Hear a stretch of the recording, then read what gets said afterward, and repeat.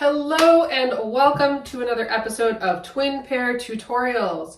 This time we are talking about your doe's lactation curve, understanding what she needs to be fed during different parts of her lactation, and also what to expect in terms of production, butterfat, and protein. We are also going to be taking a look at some milk test records and how that correlates with the data you will see for her lactation curve.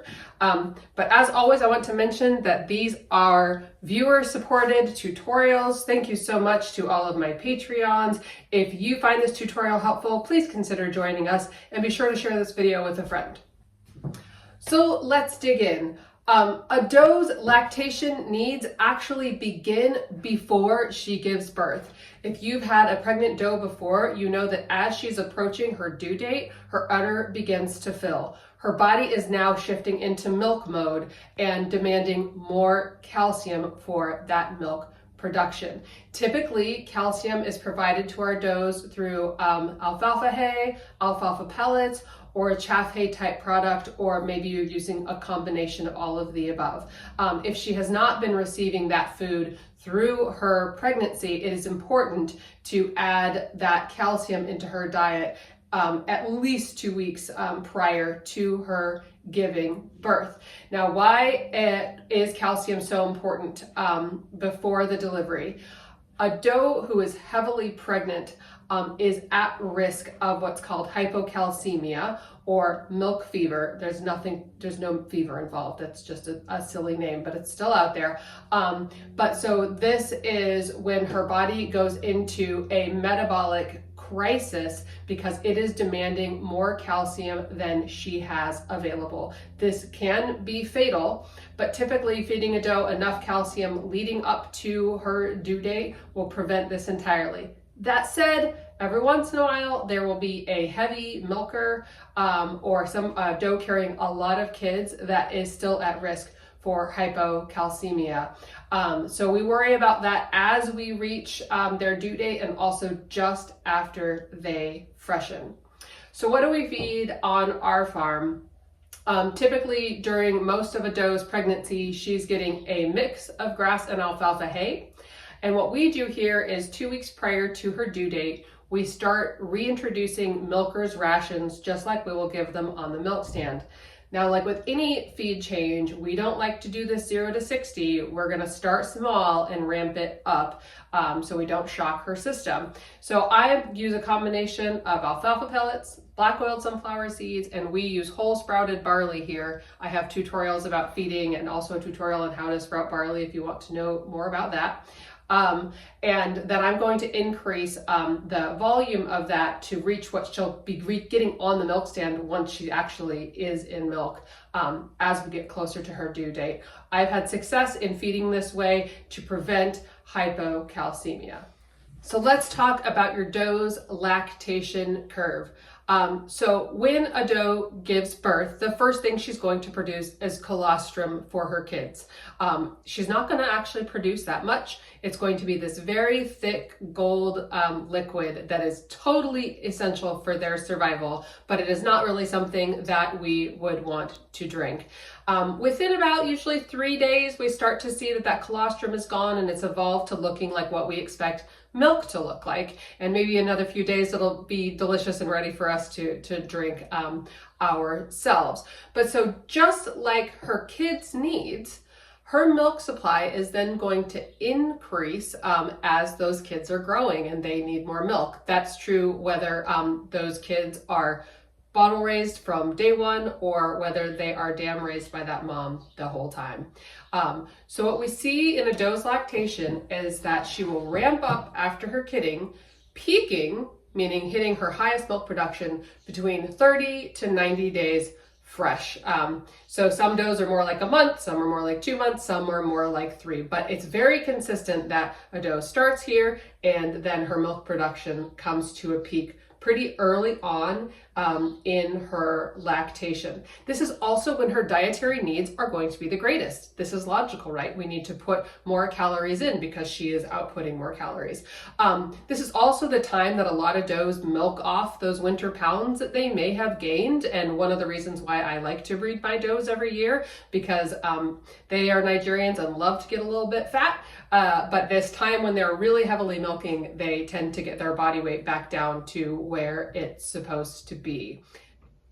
So let's take a look at some data here. These are the lactations of 3 different does who were all different ages, all different number of lactations and different amounts of kids that they gave birth to. Just to compare to one another, I believe this was a first freshener. So what we see, this is pounds of milk, and this is how many months fresh she is. You can see that this doe peaked at 2 months into her lactation. This doe peaked at 3 months into her lactation, and then this doe peaked at 2 months into her lactation.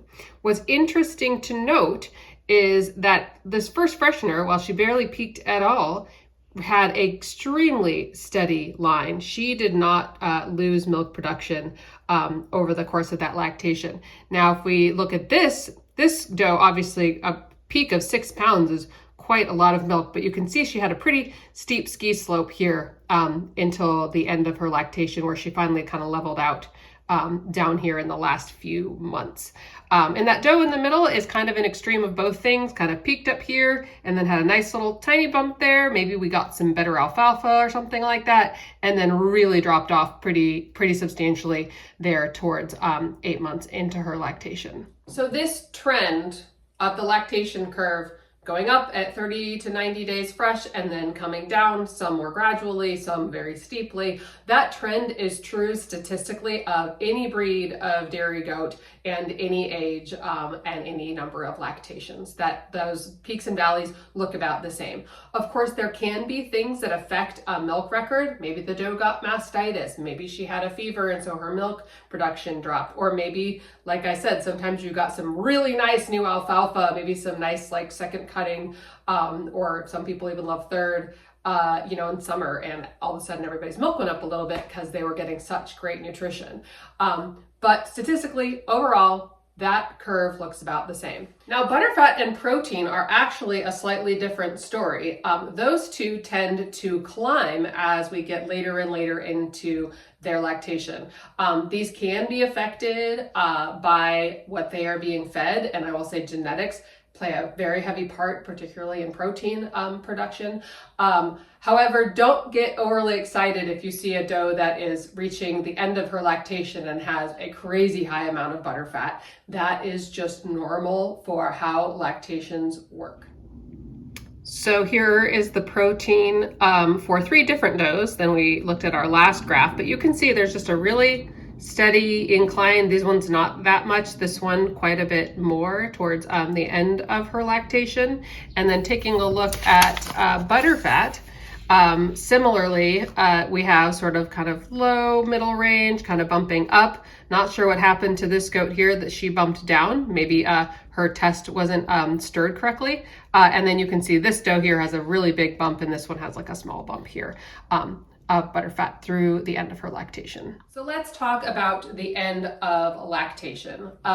So a full lactation in the dairy goat world is considered 305 days. That said, if your doe is still producing and you want to keep milking her, knock yourself out.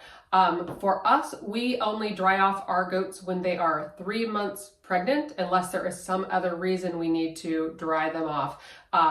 Typically, we'll have does go well into 400 days into their lactation before it is necessary for me to dry them off, because I like to give them the last 2 months of their pregnancy off.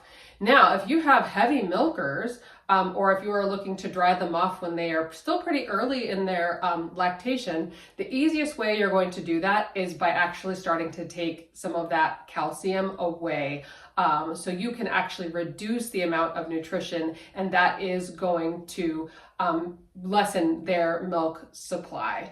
I wouldn't do, again, we're not going to go 0 to 60 and then 60 to 0. You would want to dial that back over a number of days as you are trying to dry her off. Thank you so much for joining us today. Even if you are not on milk test, you might just want to go ahead and start recording the weights of your doe's milk production and making graphs on your own to see what their trends are and see how you can feed them their best. I hope you learned something today. Thanks for joining us.